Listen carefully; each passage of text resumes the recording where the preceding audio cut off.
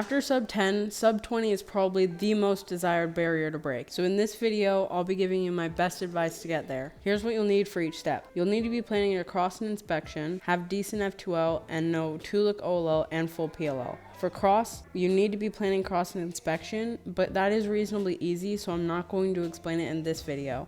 I'll link a video on how to do it. But your cross does have to be reasonably efficient to get sub 20. This is often overlooked, and people will make up for it by just getting faster at last layer. But later down the road, this will cause problems. There are a lot of good cross techniques that I won't explain here because there are so many good videos on it already. I'll link the best ones, but try to get your cross under 8 moves. So for F2L, I said you need to have decent F2L. At this stage, you need to start looking ahead. I have a tutorial on this, so I'll link that in the description too. When you're trying to get sub 20 or beyond, it's important to know what you're doing for every F2L case. This doesn't mean that you need to memorize an algorithm for every case.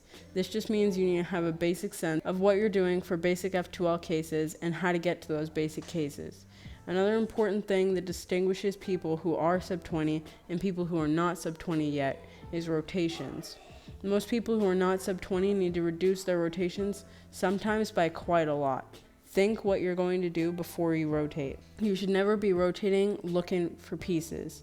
U moves are much faster. This isn't to say you should never rotate and replace all your rotations with B move inserts or something crazy. Sometimes you do have to rotate, but when you do, you need to make smart rotations. This is the time to start learning to insert into the back slots. These inserts might feel weird at first, but they are hugely beneficial. You'll have the solved pair in the back, so it'll be much easier to find your next pair as opposed to having to rotate and find and solve it.